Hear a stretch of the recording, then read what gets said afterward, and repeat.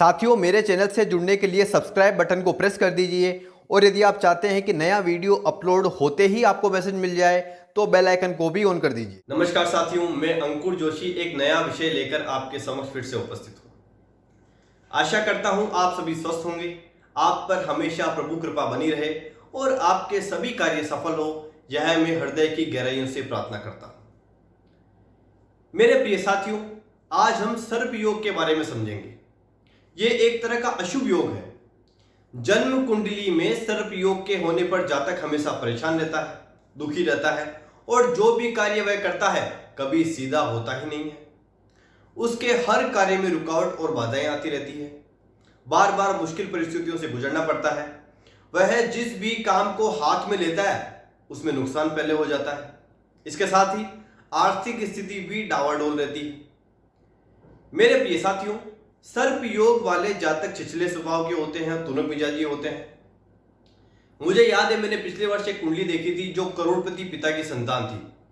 उसकी कुंडली में सर्प योग बन रहा था। इसकी वजह से वह अपने जीवन में बहुत दुखी था और 32 वर्ष तक की आयु तक किसी कारण से उसे दर दर की ठोकरें खानी पड़ी। उसके बाद वो सामान्य हुआ।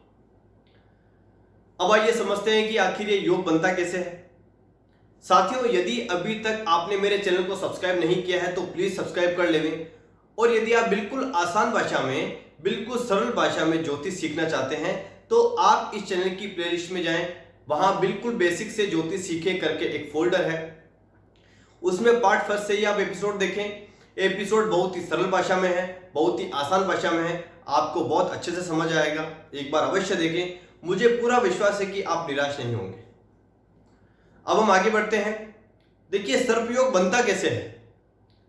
कुंडली के जो केंद्र स्थान होते हैं उन केंद्र स्थानों में सभी पाप ग्रह और सभी क्रूर ग्रह होने चाहिए तो ये योग बनेगा। बहुत ही आसान है, कुछ भी इसमें मुश्किल नहीं है। एक बात का आपको विशेष ख्याल रखना है कि यदि केंद्र स्थान में क्रूर ग्रह और सभी पाप ग्रह तो होने ही चाहिए, इसके साथ ही यदि केंद्र स्थान में कोई भी शुभ ग्रह होगा तो ये योग भंग हो जाएगा। आइए अब मैं आपको वो जो है आसान भाषा में बोर्ड पर समझाता हूं। देखिए, पहले भाव, चौथा भाव, सातवां भाव और 10वां भाव, इन चारों भावों को जो है केंद्र भाव की संख्या दी गई है। इन्हें हम जो है केंद्र स्थान कहते हैं। इन चारों भावों में से किन्हीं भी 3 भावों में सूर्यदेव, मंगलदेव, शनिदेव, राहुदेव, केतुदेव होने चाहिए तो ये योग बन जाएगा। साथ में हो, युति में हो, अलग अलग हो, कुल मिलाकर जो चार स्थानों को जो हम केंद्र भाव कहते हैं उन चारों में से, यानी कि इन चारों भावों में से किन्हीं भी 3 भावों में ये सभी ग्रह होने चाहिए तो ये योग बनेगा। एक बात का ख्याल रखना है कि केंद्र स्थान में, यानी इस भाव में, इसमें, इसमें और इसमें यदि कोई भी शुभ ग्रह भी हुआ, सभी पाप ग्रह यदि केंद्र स्थान में हुए तो योग बनेगा।